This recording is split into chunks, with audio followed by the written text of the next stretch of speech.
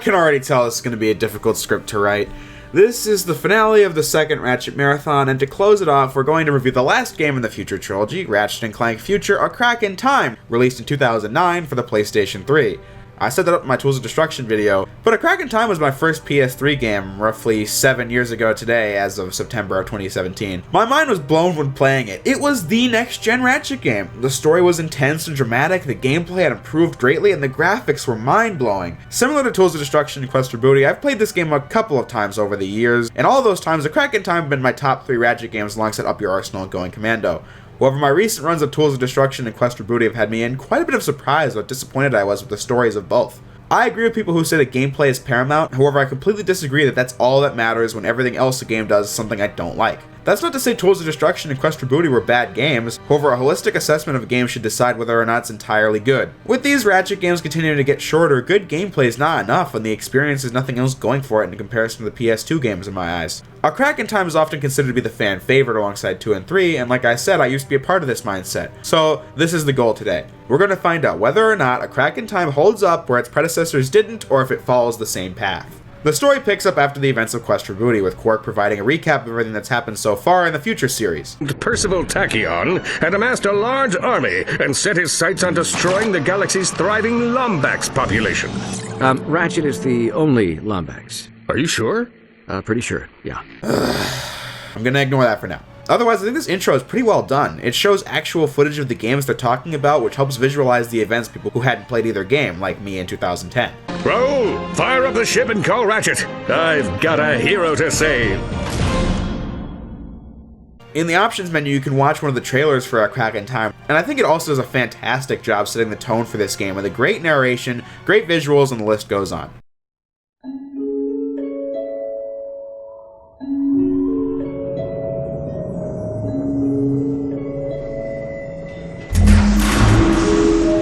The elders once said, time is a living, breathing thing.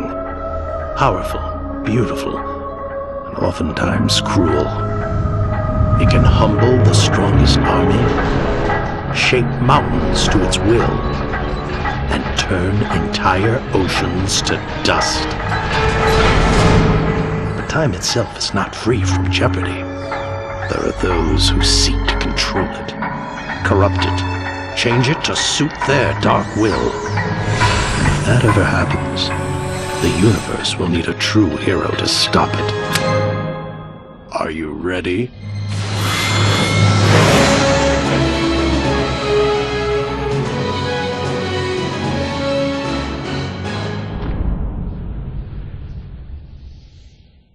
As to the actual plot, Ratchet and Talon are en route to find Clank, and okay, I guess Talon's not in this game, and instead Ratchet's team up with Captain Quark. No objections here, seeing as I like Quark more as it is. They're on the hunt to find Clank and stop Dr. Nefarious, but quickly they become wrapped up in this side of the galaxy's conflict involving the warlike race the Agorians, these squid guys, and the peaceful tribal natives called the Fongoids, all the while coming across Lord Vorsalon and the Valkyries, which are enemy forces Nefarious has under his wing. The quote-unquote last Lombax, Ratchet breaks away from Quark to investigate the rebel Lombax, Alistair Azimuth, who's evidently been causing trouble for Nefarious. Ratchet and Azimuth hit it off pretty quickly since Azimuth had been great friends with Ratchet's dad, even giving Ratchet his father's hover boots. Nefarious is after the Great Clock for a reason to be revealed later in the story, so he was the one who had set up the Zoni to aid Clank and then take him during the events of Tools of Destruction.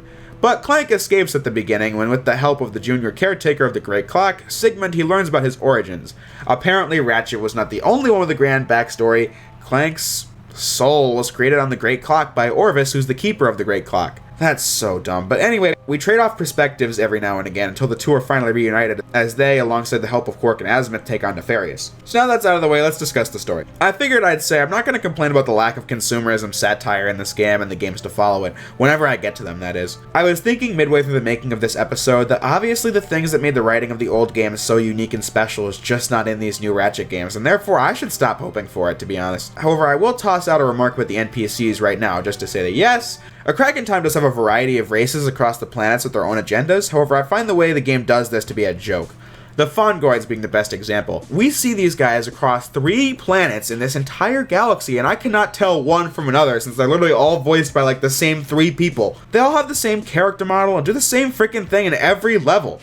The Fongoids on Quantos are the exact same, with the exact same culture and lifestyle as the ones on Xanathar, and that just screams lazy to me. Sure, on Xanathar they were enslaved, and in Gimlick Valley they were wiped out in a war, but once you fix those via time travel, they all become the same exact thing as they were on Quantos. I'm not taking away the fact that it's interesting that the other two planets had a different fate fall upon them, which it is interesting. I'm just saying is that it's the same freaking thing as Quantos. Having the same race on 3 different planets doing the same thing would be fine, but it doesn't help that the personalities of these races are all generic archetypes that leave no impact beyond driving me insane, seeing as they never feel the need to just stop talking for a few seconds. Also gotta love how the Agorians are waging war and are trying to conquer, like, every planet. So yeah, NPCs were done better than Secret Agent Clank, Tools of Destruction, and Quest for Booty, but still, I find that it pales in comparison to the first 5 games in the series. Oh, and the Smuggler's back, but fuck him.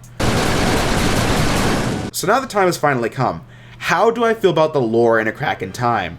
This is basically the one point this whole Future series and this retrospective has been building up to. And honestly, I think it's probably one of the dumbest retcons to ever be introduced into a long-running game series. Going back to Tools of Destruction, we were given a face full of the last Lombax garbage, and A Crack in Time, as I established, introduces us to Azimuth, who's the first Lombax Ratchet has ever met. Except, no, it wasn't. People have told me that the Angela retcon is not that big of a deal, but I just cannot and will not look past it. I especially do not care if it was done by new writers, seeing as paying attention to what came before is what makes or breaks stories like this. A Crack in Time works really well when it tries, but it's not the execution that's the problem, it's the idea. It was just never going to work. Did you really need to know why Ratchet just existed on Veldin? I know I definitely didn't give a hot darn. The whole point was that Ratchet went from an insignificant mechanic into a hero. His insignificance is the point of the hero's journey character arc. Another thing I don't like is how melodramatic it is. Like Nefarious in this scene. You've met the Elder. Pity the first Lombax you meet is the shame of his entire race. They just keep drilling it into your head, and it's so annoying. Like, shut up. I just do not care about this story arc. But Jay, A Crack in Time offers an explanation as to why Angela is not important to the story. While flying in space, you can listen to the radio, and one of the million stations has a news broadcast that describes it.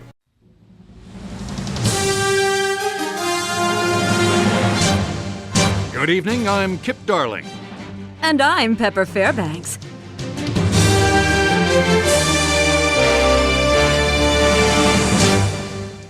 Tonight's top story, new information on the disappearance of Lombax rebel Angela Cross. I'm sorry, have we confirmed that Angela Cross is in fact a Lombax? I know that was the assumption, but she doesn't have a tail. Female Lombaxes don't have tails, Kip.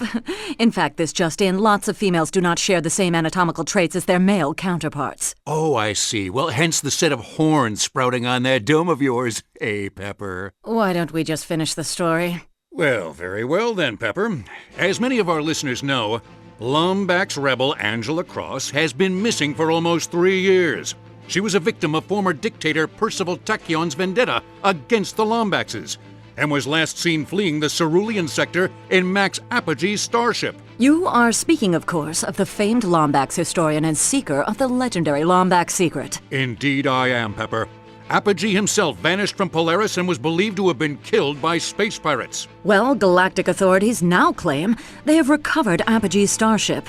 The vessel was discovered on autopilot with its flight registry pinpointing planet Jacindu as its place of origin.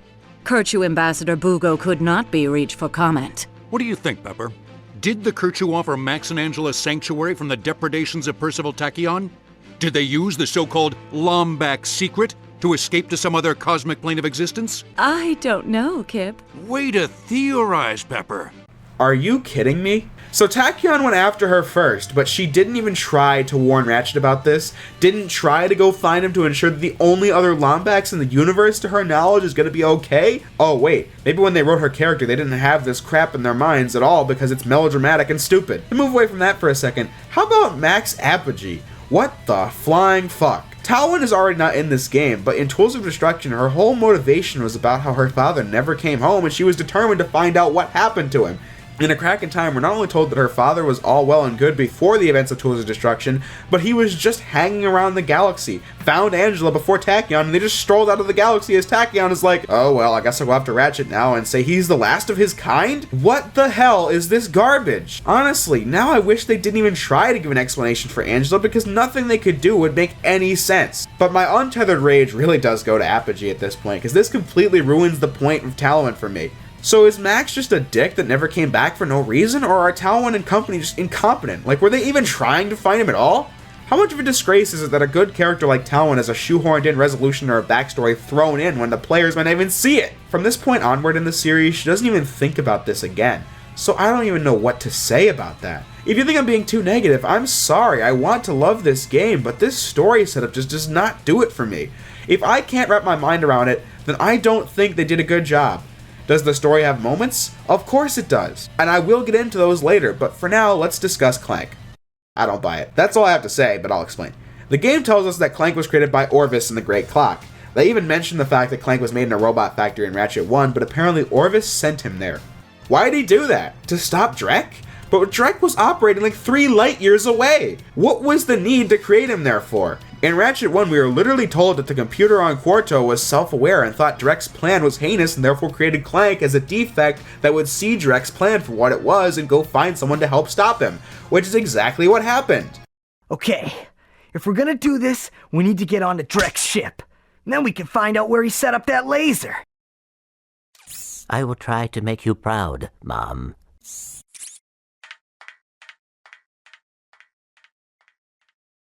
The game even sort of makes fun of Ratchet 1. You didn't think your soul came from a robot factory, did you? I created you.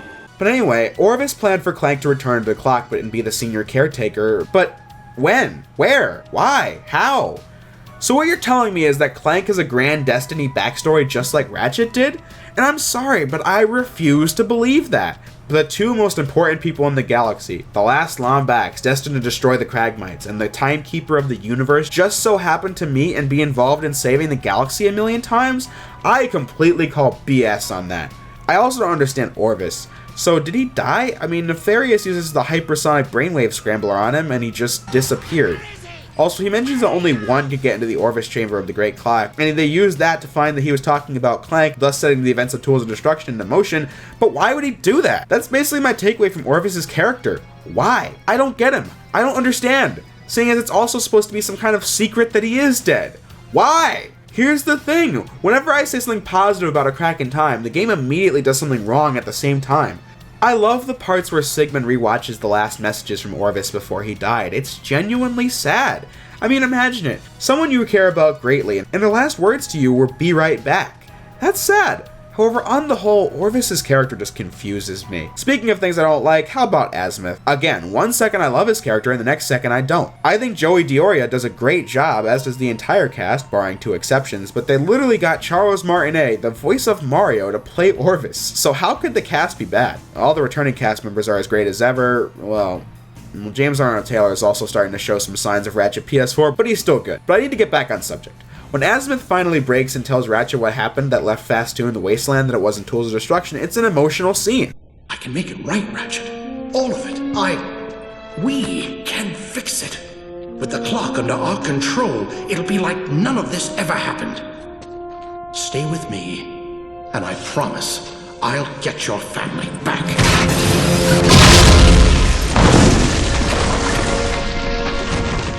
Although I must ask why he trusts Tachyon. I mean, just look at him. Would this face lie to you? Tachyon was raised by Lombaxes, so wouldn't they know that he's a member of the race that they banished? I also can't stand him during the scenes where he gets captured by Voicelon. Ratchet obviously saves him, and he gets pissed off that Ratchet saved him from execution instead of finding the clock. Like, do you want to live and see the clock found or not?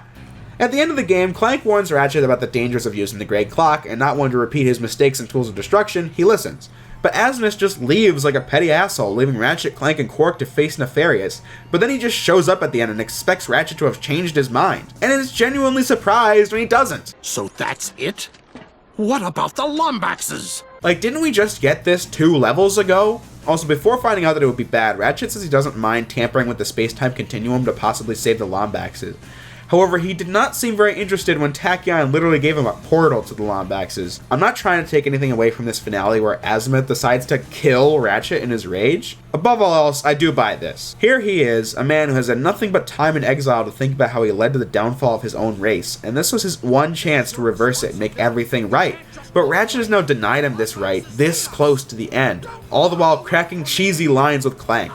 Would you not be upset with this man as well? Ultimately though, Clank rewinds time by a few minutes, which is what the clock can handle, and saves Ratchet, with the ending being Azimuth realizing the error of his ways and making the ultimate sacrifice to save the galaxy. This sacrifice also makes quite a bit of sense, seeing as he can see his plan isn't working, so he knows he can never undo his mistake. With nothing more to live for, he makes the sacrifice to let Ratchet live on. See, this is good stuff. This is why I can't say the story is bad, just heavily flawed with things that drive me up a wall. Nefarious is back, and instead of making his appearance completely unnecessary like in later games, this game makes Nefarious work so unbelievably well. His plan is kind of cliche, however that comes second to just watching the antics of Nefarious. I think, no exception, that Nefarious is easily the best lines in the entire game, right down to the animations. I don't know how to describe it, he's just hilariously perfect in this game. But I'll shut up and let the game speak for itself. And I think it's time our partnership came to an end. Say hello to... Not the hypersonic brainwave scrambler. the Hypersonic Brainwave Scrambler! A marvel of science and sorcery, and constructed in the exact center of the universe! Give or take 50 feet.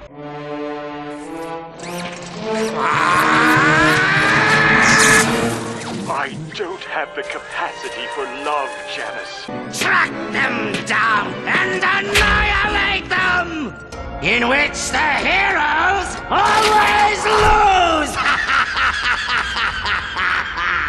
Gods! Why do I say that Nefarious is the funniest part of the game, you ask? Well, it's not just because he's great, but it's because of how unbelievably terrible the jokes are in this game. The most obvious and cringeworthy jokes you can possibly imagine, like the opening. Space. It's huge. So huge, in fact, that if you lost your car keys in it, they would be almost impossible to find. Or Ratchet and Azimuth break into Axiom City. We're clear. I think that's all. To main server room. Repeat. Auxiliary units to main server room. Okay, I really need to stop doing that. I'll have you know, I am a level 60 wizard with melee ability. That hurt my pride and my solar plexus. That first one being one of the least funny jokes in the series. Shit like this, or the Union, or the smuggler being everywhere at once, and the hashtag Gadgetron are just plain anti-humor. Sometimes I feel like these future games just lack self-awareness. For example, one of Nefarious's famous tropes would be that when he screams really loud, he then freezes and starts to play a soap opera.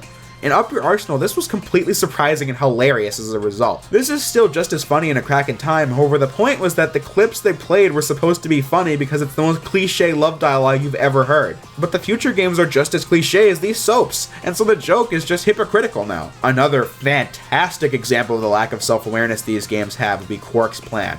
For the most part, it's a surprisingly good plan for Quark. But one part of it is him disguising as a nurse and fooling Nefarious. But Up Your Arsenal literally had him do the same thing, and Nefarious pointed out how dumb it was. The famous Captain Quark couldn't possibly be this stupid. I said I was not going to talk about consumerism, and I'm not, but seriously guys, are you seeing just how many ways the future games fail when the PS2 games succeeded? I feel like people think that I hate these games for these reasons, but that's not true. Aside from awful jokes, these games have fine writing on their own. It's just as Ratchet games, they've all fallen short by a large margin.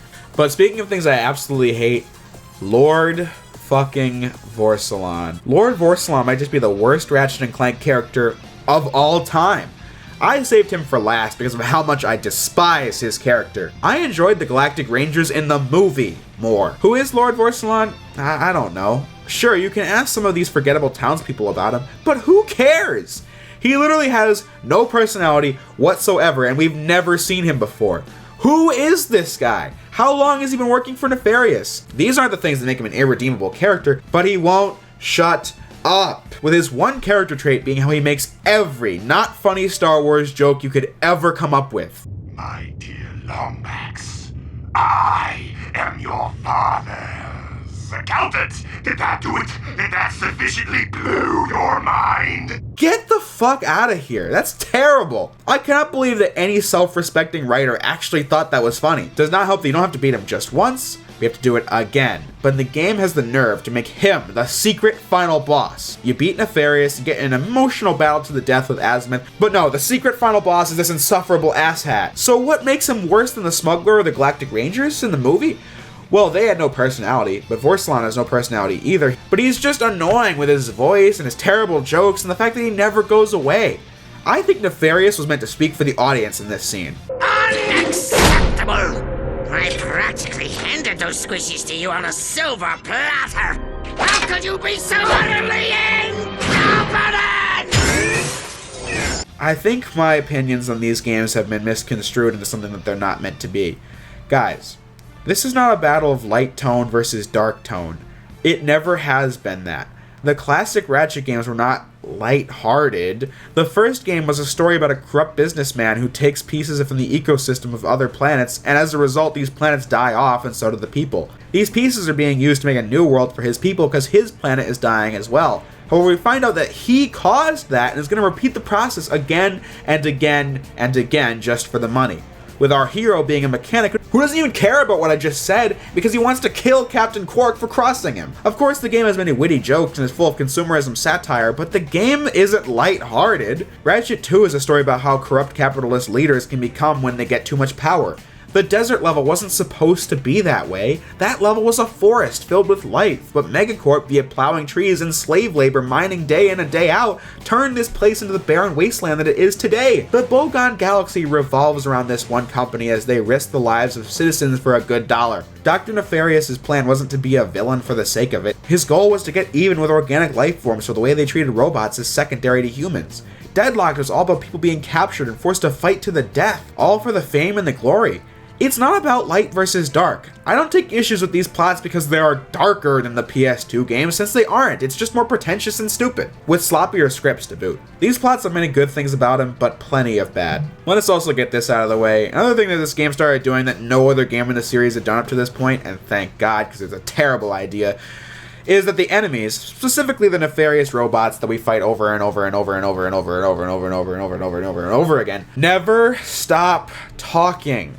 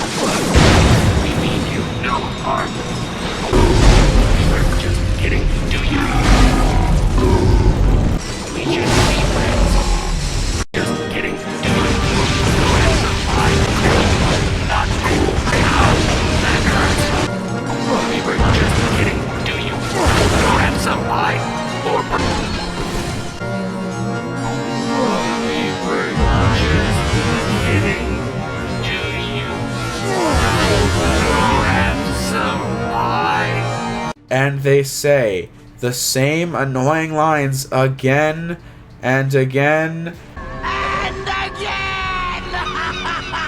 I just don't get this. Did anybody ask for the enemies to speak the same annoying lines again and again and again? I think the issue speaks for itself, so let's just move on. So the final subject for this game's story would be the dynamic between Ratchet and Clank. The small screen time they get together is perfect. Ratchet and Clank have come so far as friends to this point where they aren't just friends, but brothers. When they see each other again for the first time since Tools of Destruction, you feel something. You see Ratchet excited to finally see Clank again, and it's just emotional. As is the goodbye they have before Azimuth interrupts. I really love the ending. Ratchet just watched Azimuth die and is now about to leave the clock as Clank resumes his caretaker job. Clank feels upset to see Ratchet now have to explore the galaxy alone and decides to join him yet again. And all the while, Sigmund plays a recording of Orvis as he says that he gave Clank free will, which he just demonstrated. Did I think the Future trilogy was masterfully written up to this point? No, not at all. However, I cannot deny the fact that this ending is a photo finish. You are an intelligent and logical being, Clank. But intelligence and logic would have been wasted gifts. without honor and loyalty. I am proud to see you came into those on your own. So, should the clock be too small for your plans, I pray the cosmos light the way towards a future you yourself design. And remember, the universe has a wonderful sense of humor. The trick is learning how to take a joke. Honestly, this would have been a perfect ending for the series, and in my dated Bound to be Remade Up Your Arsenal review, I hope I mentioned the fact that the ending was not shooting for total finality like Sly and Jack were. The ending wrapped up the story the trilogy had told, but left plenty of room for more adventures. This is that on steroids. There didn't need to be more games after this, but there's still plenty of room for it. But they weren't good, so fuck. I really don't know what else to say, it's just incredibly well done. So let's move on. The graphics in A Crack in Time. Oh my god, they are fantastic. The footage can speak for itself in this regard, but the lighting is just superb. Whether it be the forests of Quantos, the wasteland on Torrent 4, the bustling skyscrapers of Axiom City, Insomniac really did bring their A game with the visuals in this game. 2009 was kind of like a reboot for the PS3. This was the year that the Slim model came out, and so the hardware has been significantly retooled to make up for the disastrous first 3 years the system had. Games like Uncharted 2 and A Crack in Time have been a part of this new marketing. With that having been said, I find it interesting to see just how much better these games looked in comparison to the first Uncharted and Tools of Destruction, which were released only 2 years prior. I guess developers have become more comfortable with the hardware, and as a result, we get this kind of spectacle. The pre-rendered cutscenes look ripped right out of a Pixar movie. They are so phenomenal. The animation in particular is the reason as to why. Tools of Destruction and Quest for Booty had been generally lacking in this regard, but A Crack in Time has better in-game animations and completely removed the stock look that Quest for Booty had especially. Not only do they look crisp and clean, but the animation. I don't even know how to describe it. The animation is incredibly detailed and well done. These animations aren't held back by realism like the cutscenes of an Uncharted game would be. Here, the animators just got to go crazy, especially with characters like Nefarious. Just look at this scene again. In which the heroes always lose! Think about what you just saw. Think about how many frames of animation that was. I'd say that these cutscenes look better than the movie does, which is quite sad.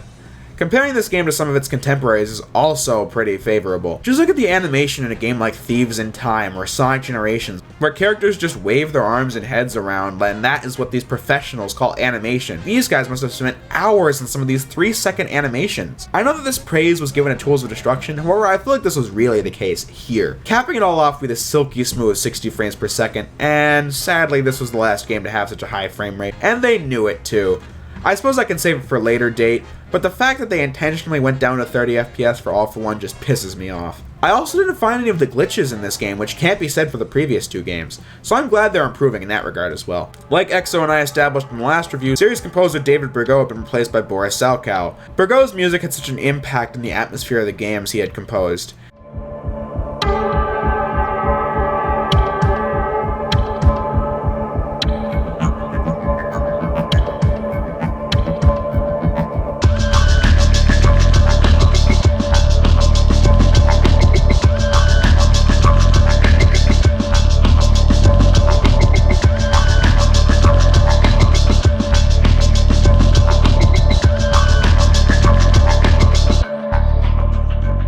So this better be good. Well, the soundtrack in A Crack in Time is clearly going for an epic vibe, seeing as it's the finale of the Future trilogy, and I think for the most part it succeeds at this, producing music that sounds better than Second Ratchet Clank and Quest for Booty. But still, it doesn't top any of the games prior to those two. I really dig the title screen music, as well as the pieces that play when battling the Vorsalon troops, and the battle for time with Nefarious.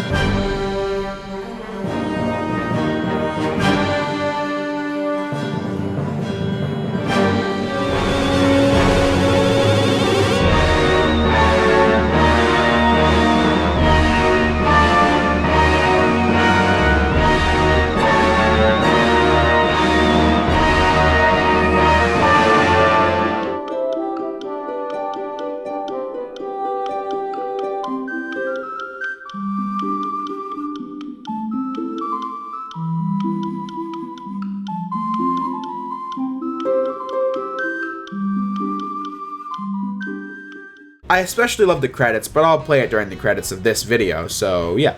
The other pieces in the soundtrack are pretty average, nothing too memorable, but not bad either. So how about the gameplay in A Crack in Time? Well, this game makes a significant amount of mechanical improvements to the formula. I talked about these games adopting more of a third-person shooter control scheme, and this still holds true. Honestly, I just can't go back to the old style of shooting when these controls are present, although if you want to play it like Ratchet 2, the option's also there. However, easily the biggest improvement made to Ratchet's controls was the fact that he can now throw his wrench while on the move, which is incredibly useful when trying to kill small enemies or when breaking crates from afar. It reminds me of Twilight Princess in that regard, where Link was granted the ability to run and cut grass at the same time. In fact, one of the later levels where you fight the Valkyries reminds me quite a bit of the City in the Sky from Twilight Princess. Whether it be the tense atmosphere of being suspended above the ground by thousands of feet, the advanced technology, and the boss at the end taking place at the top with grapple points all around with the rain pouring down. But I'm going off subject. The point is that Ratchet being able to do this allows for more mobility, since the old games require you to stop and use the first person view, or stop and crouch and then throw. One of the biggest additions was the use of the hover boots. Since Clank's not with Ratchet for most of the game, this is used as a method for Ratchet to glide downwards, which makes Clank's helipack pretty useless all things considered, but still I love the hover boots. There isn't much complexity to using them, but it's so satisfying to go at breakneck speeds, dash jumping, hopping from bounce pad to bounce pad, etc. I started the gameplay portion of the Tools of Destruction review by talking about how the level design tried to bring platforming back to the forefront of the series, and so I figured I should talk about how A Crack in Time fares as well. The answer is that it falls flat by quite a large margin yet again. TOD and QFB had segmented the moments of platforming, combat, and puzzle solving, and here most of the planets are just area after area of fighting enemies. Outside of the occasional grinding segment or a hoverboot path, when I think of most of these planets, I think of the times where you're locked in a room and are fighting wave after wave after wave of enemies. Xanathar, Axiom City, Gimlick Valley, or Vapedia. Planets like that are all about marching into enemy territory and blowing them up. And again, they won't stop talking, so great. The combat is fun, I suppose, but the problem is balance. The moments where you're just platforming are nothing special in design, since you hop from platform to platform, occasionally using the new wrench to move the platforms around. During these moments, the price of making a mistake just results in instant death, like these little bugs that chase you around the caves. Fall from here on, you just die. This is the setup for all the miniature planets as well. I'll tell you now, this game is pretty short. I did a minimalist run, it took me about 6 hours, which includes an hour and a half of cutscenes. There are only about 10 planets in this game, and thanks to the overuse of combat, they tend to blend in after a while. So to make the game a tad bit longer, the game literally makes us play through Lord Vorsalon stage 3 times and fight his boss 3 times. We also have Clank sections and fully explorable spaceship segments, which I set up in my Tools of Destruction review because I really do like this idea. You actually travel from planet to planet as opposed to it being a loading screen, which helps with the immersion. You can stop on all these tiny moons and get gold bolts or Zoni, and by collecting 3 Zoni in a row, you can upgrade your ship. The game makes a few roadblocks to progression since they want you to explore these moons, thus making the game longer. When playing the game again, I realized the problem that a lot of these moons have, and that problem would be that they're seriously lacking in diversity and fun after a while. You either get block platforming that can be cheesed with the hover boots, or a giant sphere to chase Zoni on or fight enemies, with not much else to do or see. Here in space we can also do side quests, but these are the easiest things ever, so I recommend doing them for an easy 3,000 bolts each. Combat in space is locked vertically, which makes combat much simpler than it was in Going Commando, since you don't have to worry about the enemies being above or below you. Clank segments are the best they've ever been in the series to date, and the reason being that he finally controls well.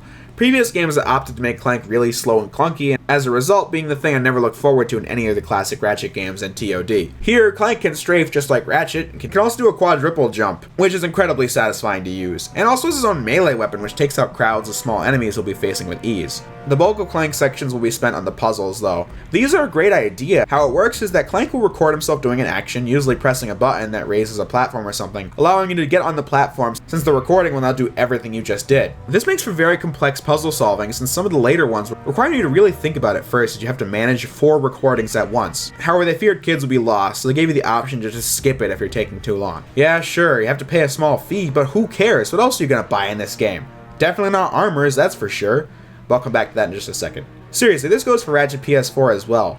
Why bother even putting puzzles into a game if you're just going to give them the choice to skip it? If the developers don't have the confidence in the player to do it right, why put it in? Clank's other gameplay mechanic involves fixing time anomalies, but this is just plain terrible. The reason is because I never actually tried during these moments. I just moved the analog stick around, and after a while it'll fix everything. What riveting gameplay. The fact that you have to do this a million times over is just insane to me. When playing it, I screamed to Yik, so what am I playing? This is not a Ratchet and Clank game. Needless to say, I've calmed down quite a bit since then, but seriously, Clank may be at his best in this game, but the things you can do with him are just nonsense.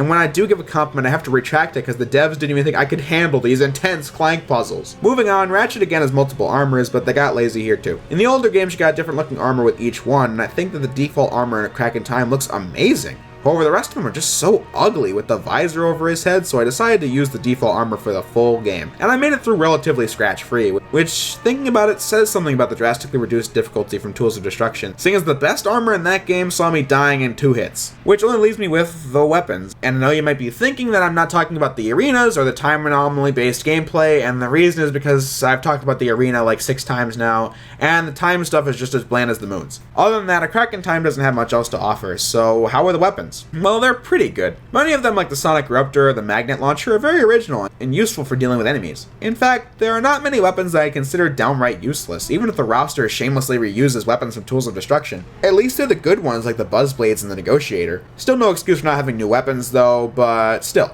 What is new are the 3 Constructo weapons, the shotgun, the bomb glove, and the pistol, which can be modified to your heart's content. I especially enjoy the paint feature, which allows you to really customize your weapons. However, a downgrade from Deadlocked and TOD is that these are the only weapons that can be customized, despite the 2 games I just mentioned extending the process to every weapon. I do like how the devices have been removed, with the popular ones from TOD being added to the weapons roster. Those being... the Groovatron and Mr. Zircon. No leech bombs, gas grenades. I suppose we needed the 2 most annoying ones to be in the new game. Come to think of other things Crack in Time is missing, this game has next to no gadgets either. Older games, including TOD, would have several gadgets to solve puzzles, but A Crack in Time is the Slingshot and the new Omni Soaker, which you use to pick up water / this orange stuff and oil. And spray it where it needs to go, the end. Not only did Size Matters already have a gadget similar to this, but in and of itself it's pretty repetitive at how it's used, seeing as the solutions are so obvious. Oh, and how are the bosses? Well, there are bullet sponges that take forever without certain weapons. What were you expecting?